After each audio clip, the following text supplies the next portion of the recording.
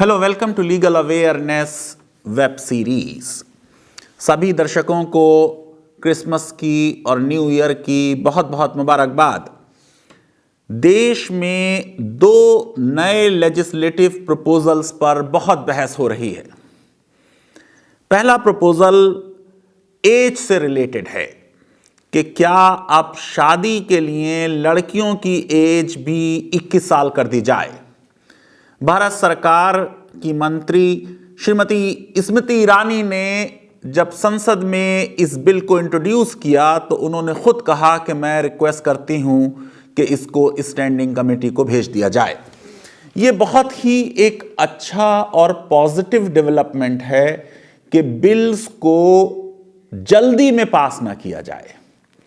Law बनाना एक serious business है, उस पर रिफ्लेक्शन हो, एक पब्लिक डिबेट हो, हाउस में डिबेट हो, और रियल काम तो अब संसद में स्टैंडिंग कमेटीज में होता है। दूसरा बिल रश किया गया, यह है linking of Aadhaar with voter ID. इस पर भी आर्गुमेंट्स फॉर एंड अगेंस्ट किए जा सकते हैं, लेकिन आज हम बात करने जा रहे हैं उस लॉ की जिसके तहत यह प्रपोज किया जा रहा है कि शादी के लिए लड़कों की तरह लड़कियों की भी एज 21 साल कर दी जाए। कुछ लोग उसको एक पर्सनल लॉ से कॉन्फ्लिक्ट वाला प्रपोजल बताते हैं। मेरी हमेशा से पोजीशन ये रही है कि पर्सनल लॉज में रिफॉर्म पीस मील होने चाहिए। ये उसकी एक मिसाल है कि एक मैरिज के लॉ में चेंज किया जा रहा है। अब यह कि इस लॉ से क्या समाज में बहुत बड़ा मेजर बदलाव आएगा, तो हमेशा मेरी एक कंसिस्टेंट पोजीशन रही है कि समाज सुधार के लिए लॉ एक effective agent of social reform, social control नहीं है। देखिए, आज पूरे विश्व में हालात क्या हैं। यह कोई समस्या भारत की समस्या नहीं है। यूनिसेफ ने एस्टिमेट किया कि 720 मिलियन लड़कियों की शादी 18 साल से पहले हो जाती है। इसमें से 1/3 औरतें वो हैं, तकरीबन 250 मिलियन, जिनकी शादी 15 साल से पहले हो जाती है। हालात ये हैं कि अगर ग्लोबल सिचुएशन को देखा जाए तो तकरीबन 5 मिलियन 50 लाख लड़कियों की शादी हर साल 15 साल से कम की उम्र में हो जा रही है। आज पूरे विश्व की तरफ नजर डालें तो ऐसा लगता है कि हर 5वीं शादी एक चाइल्ड मैरिज है। कोविड-19 से पहले तकरीबन 100 मिलियन लड़कियों की शादी 18वें बर्थडे से पहले होनी थी। कोविड से हालात और खराब हुए हैं और अब 10 मिलियन और, यानी 1 करोड़ और लड़कियों की शादी 18 साल की एज पहुंचने से पहले हो जाएगी। एक डिकेड पहले हर चौथी लड़की जो 18 साल से कम की थी उसकी शादी हो जा रही थी। अब इसमें पिछले 10 साल में कुछ बदलाव आया है, भारत में भी, पूरे विश्व में भी। अब हर 5वीं लड़की, यानी तकरीबन 20% लड़कियों की शादी 18 साल से कम उम्र में हो जा रही है। इंटरनेशनल लॉ और कंसेंसस इसमें क्या है?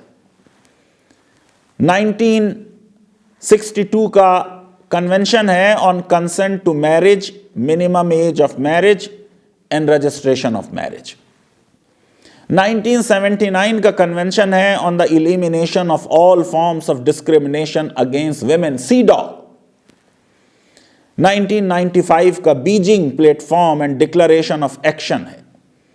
ये सब के सब ये कहते हैं कि पूरे विश्व की सरकारें कोशिश करें कि एक मिनिमम एज तय हो जाए जिससे नीचे शादियां ना हो। लेकिन पूरे विश्व में आम तौर से यह माना जाता है कि मिनिमम एज मैरिज की 18 साल है। अब उसमें हम चेंज कर 21 लाना चाहते हैं, तो यह विश्व की कंसेंसस से थोड़ा डिफरेंट है। जया जेटली कमेटी ने पर्सनल लॉस की बात उतनी नहीं की जितनी उन्होंने कहा कि लड़कियां पढ़ें, अर्ली प्रेगनेंसी ना हो, मैटरनिटी हेल्थ इंप्रूव हो, औरतों का इंपावरमेंट हो। जब हमने 18 साल तक का लॉ बनाया तब भी शादियां होती रहीं, और जब हम 21 साल का लॉ बना रहे हैं तब भी शादियां होंगी, क्योंकि दोनों लॉ ने मैरिज को इल्लीगल और वॉइड नहीं करार दिया। नए लॉ में अब जब स्टैंडिंग कमेटी में बहस हो तो यह भी मुद्दा सामने आना चाहिए कि क्या सिर्फ सजाएं दे देने से काम चलेगा, या उस शादी की वैधता पर भी कोई सोच विचार होकर लॉ में सॉल्यूशन दिया जाए। मैं ये समझता हूं कि इस पूरे मामले को मुस्लिम लॉ से जोड़ दिया गया और ऐसे बताया जा रहा है कि जैसे मुसलमान इस लॉ की बड़ी अपोजिशन करने वाले हैं, और उसके लिए जो इस्लामी फोबिया के शिकार हैं उन्होंने प्रॉफिट ऑफ इस्लाम पर तरह तरह के इल्जामात लगाए, उनकी शादियों को लेकर, खास तौर से उनकी बीबी आयशा से शादी को लेकर। किसी ने कह दिया कि वो 9 साल की उम्र में शादी हो गई। मैं ये समझता हूं कि ये हिस्टोरिकली इनएक्यूरेट है। एक्यूजेशंस ऑफ लस्ट प्रॉफिट के बारे में हिस्टोरिकली प्रूवन नहीं है। दरअसल अगर पूरी कॉन्टेक्स्ट को समझें तो जीसस क्राइस्ट क्योंकि सेलिब्रेट थे, इस्लाम क्रिश्चियनिटी के बाद आ रहा है, तो प्रॉफिट ऑफ इस्लाम को जीसस के अगेंस्ट दिखाए जाने के लिए उनकी शादियों को लेकर तरह तरह की बातें कही गईं। तब तक तो न इंडिया में और विश्व में भी कोई लिमिट नहीं थी मैरिजेस की। इस्लाम ने आके तो उस पर लिमिट डाली, उसमें जस्टिस का इम्पॉसिबल रिक्वायरमेंट डाला। लेकिन आज बीबी आयशा की एज को लेकर चाइल्ड मैरिज को अगर जस्टिफाई करने के लिए कोई आर्गुमेंट बनाया जाता है तो लीगल अवेयरनेस वेब सीरीज में मैं समझता हूं उस आर्गुमेंट को टेस्ट किया जाना चाहिए। सबसे पहले तो यह समझें कि यह शख्सियत जो बीबी आयशा की है, यह क्या शख्सियत है। ऊंट के ऊपर सवार होकर फौजों की लीडरशिप हाथ में लिए हुए हैं, जोक्स करती हैं। इस तरह की रिलेशनशिप है दोनों में कि एक ही प्याले से पानी पीते हैं। प्रॉफिट के साथ उस जमाने में मियां बीवी में एक दौड़ हो रही है। ये सारी चीजें ये साबित करती हैं कि दोनों में आपस में एक म्यूचुअल रिस्पेक्ट और म्यूचुअल लव और म्यूचुअल अंडरस्टैंडिंग थी। उस अंडरस्टैंडिंग को डिस्टॉर्ट कर कर आज बीबी आयशा जैसी शख्सियत को एक विक्टिम की तरह पेश किया जा रहा है। वो स्टेट्स विमेन थी, स्कॉलर, जज, और उन्होंने ये मुकाम हासिल कर लिया था कि प्रॉफिट की एब्सेंस में लोग उनके पास जाते थे इस्लाम को समझने के लिए। एक बहुत बड़ी डिस्टिंग्विश स्कॉलर थी। उनको हेल्पलेस, चॉइसलेस विक्टिम की तरह पेश किया जाना, मैं समझता हूं एक विमेनहुड की भी इंसल्ट है और एक इतनी बड़ी फीमेल स्कॉलर की इंसल्ट है। एज ऑफ मैरिज को लेकर एक सिंगल हदीस जिसकी ऑथेंटिसिटी पर प्रश्न चिन्ह है, उसको बेस बना के इस्लाम में चाइल्ड मैरिज को अगर जस्टिफाई किया जाए तो यह इंसाफ ना होगा। प्रॉफिट ऑफ इस्लाम खुद कुरान के पाबंद हैं। कुरान में सूरे निसा में वर्स नंबर 6 है, चैप्टर 4 है, वर्स नंबर 6, जहां कहा जा रहा है कि जब इंटेलेक्चुअल मैच्योरिटी, अंडरस्टैंडिंग हो जाए, मैरिजेबल एज हो जाए, तब प्रॉपर्टी ऑर्फन्स को दी जाए। बिल्कुल साफ जाहिर है कि इंटेलेक्चुअल मैच्योरिटी का प्यूबर्टी से ताल्लुक नहीं है। इंटेलेक्चुअल मैच्योरिटी प्यूबर्टी के बाद आती है। इंटेलेक्चुअल मैच्योरिटी, प्रॉपर अंडरस्टैंडिंग, इसकी बात की जा रही है। यानी बलूगुन निकाह सिर्फ प्यूबर्टी नहीं है, एज ऑफ मैरिज और इंटेलेक्चुअल मैच्योरिटी और रुश्द, ये तो वो चीजें हैं कि जब आदमी अपना फैसला कर पाए तो वो फैसला करे, क्योंकि शादी का एक अहम फैसला है, वो फैसला खुद लड़की ले। सारी कंट्रोवर्सी हिशाम की उस कंट्रोवर्शियल हदीस से शुरू हुई जिसमें बीबी आयशा की एज जब वो प्रॉफिट के साथ रहने आई 9 साल बताई गई। अब अगर इस एज को प्रॉफिट की लाइफ में जो और डेवलपमेंट्स हुए, तारीखी डेवलपमेंट्स जिनके साल मौजूद हैं, तो फिर ये तो स्टैंड नहीं करती नरेशन।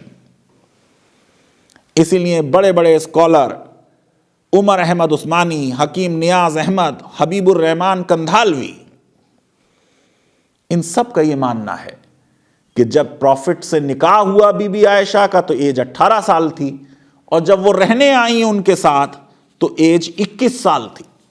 बात हो रही है कुरान में कि आप उनको टेस्ट करते रहें जब तक वो एज ऑफ मैरिज तक ना पहुंचे, एज ऑफ इंटेलेक्चुअल मैच्योरिटी तक ना पहुंचे। इसका मतलब एक प्रेस्क्रिप्शन है कि शादी की एज क्या होगी। हिशाम बिन उर्वा जो इस हदीस के नरेटर हैं, उनकी अपनी जिंदगी 2 पीरियड में डिवाइड की जाती। एक वो पीरियड है जो 131 हिजरी तक है जब वो मदीने में है, और एक वो पीरियड है जब वो इराक में चले जाते हैं, जब वो 71 साल के हैं। हाफिज ज़हबी ने लिखा कि हिशाम की मेमोरी चली गई थी आखिर में। उनके अपने शागिर्द इमाम मालिक और इमाम अबू हनीफा इस हदीस का जिक्र नहीं करते। इमाम मालिक और मदीने के लोग हिशाम का क्रिटिसिज्म करते थे उनकी इराकी हदीसों के लिए जो इराक में जाके उन्होंने बोली। जितने भी नरेटर हैं इस हदीस के, 9 साल वाली हदीस के, वो इराकी हैं और उन सब ने ये हिशाम से सुना। अल्लामा कंधालवी कहते हैं कि बीबी आयशा की एज के बारे में हिशाम ने कह दिया कि साहब 30 मीनिंग 9, जबकि उनकी एज जब शादी हुई तो वो 30 अशरा थी मीनिंग 19। लेकिन हिशाम की मेमोरी लॉस हो गया, इसलिए अशरा भूल गए, सिर्फ 30 याद रहा। हिस्टोरियन इब्ने इसहाक ने सीरत रसूलुल्लाह में लिखा कि वो लोग जो सबसे पहले ही साल में जब प्रॉफिट ने प्रोक्लेमेशन किया, ऐलान नबूवत किया, इस्लाम लाए, उसमें बीबी आयशा भी थी। अब अगर हिशाम के कैलकुलेशन को बैकवर्ड कैलकुलेट किया जाए तो इसका मतलब तो वो पैदा नहीं हुई जिस वक्त ऐलान नबूवत हो रहा है, first year of proclamation of Islam हो रहा है। प्रॉफिट की तो शादी आपको मालूम है कि वो 25 साल के थे, 40 साल की उम्र की एक बेवा औरत खदीजा से शादी की, सारे बच्चे उन्हीं से हुए। उनकी डेथ के बाद बहुत गमगीन रहने लगे तो उन्हें सजेस्ट किया गया कि किसी अनमैरिड लड़की से शादी की जाए जो मैरिजेबल एज की हो। ये कह देना कि साहब उस जमाने में अरबों में कम उम्र में शादी हो जाती थी, ये भी हिस्टोरिकली सही नहीं है। प्रॉफिट की अपनी डॉटर बीबी फातिमा की शादी 21 साल में हुई, उनकी दूसरी बेटी रुकैया की शादी 23 साल में हुई। हजरत अबू बकर, बीबी आयशा की बड़ी बहन, 10 साल का डिफरेंस, अस्मा, उनकी शादी 26 साल में हुई। बीबी आयशा खुद कहती हैं कि वो बदर की जंग में मौजूद थीं। अगर ऐसा है तो फिर एक 9 साल की बच्ची को जंग में ले जाना ये तो नामुमकिन है, क्योंकि दूसरी हिजरी में जब ओहद की जंग हो रही है तो प्रॉफिट ऑफ इस्लाम तो 15 साल के लड़कों को जंग में नहीं ले जा रहे हैं। हजरत अनस ने रिवायत किया कि उन्होंने आयशा और उम्मे सुलेम को मश्क में, भरी हुई मश्क में, जो कि बकरी की खाल की थी, पानी फौजियों को पिलाते हुए देखा। एक भरी हुई मश्क को तो एक 9 साल की बच्ची नहीं उठा सकती। जो उनकी नॉलेज थी इस्लामिक लॉ की और पोएट्री की और हिस्ट्री की, और जिसके बारे में यह कहा जाता है कि यह सब उन्होंने अपने फादर अबू बकर से सीखी,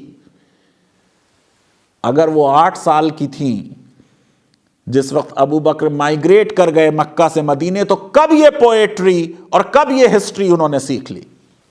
दरअसल स्कॉलरली कंसेंसस ये है कि बीबी आयशा अपनी बड़ी बहन अस्मा से 10 साल छोटी थी, और अस्मा की एज हिजरत के वक्त जब मक्के से मदीने जा रहे हैं 28 साल थी। इसका मतलब बीबी आयशा की एज 18 साल थी, और इसका मतलब जब उनकी रुखसती हुई वो 21 साल की थी। मिशकात में लिखा है कि बीबी अस्मा जो उनकी बड़ी बहन हैं, उनका इंतकाल और डेथ 73 साल की उम्र में 100वीं हिजरी में, 100 हिजरी में हुआ। यानी ये कोई 10 और 12 दिन बाद है जब शहादत हुई उनके बेटे अब्दुल्ला इब्न जुबैर की।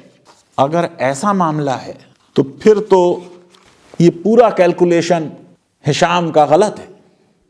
अगर 100 में से 73 निकाल दिए जाएं तो ईजिली 27 साल उम्र हो जा रही है बीबी अस्मा की, और इसका मतलब बीबी आयशा की उम्र 17-18 साल हो जा रही है। और मैरिज हुई उनसे प्रॉफिट की 2nd हिजरी में, यानी वो शादी हो रही है, निकाह हो रहा है 19 साल की उम्र।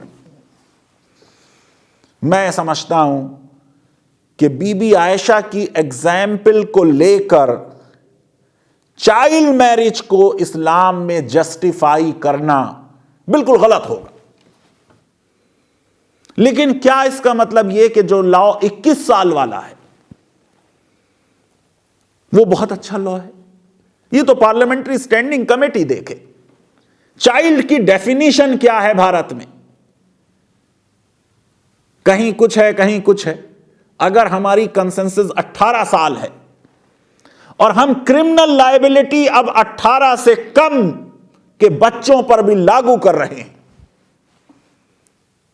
तो 18 साल की लड़की को अपनी शादी का फैसला करने का इख्तियार ना देना, क्या उसकी फ्रीडम ऑफ चॉइस को अंडरमाइन करना होगा? सेक्सुअल रिलेशंस के लिए कंसेंट किस एज में एक लड़की दे सकती?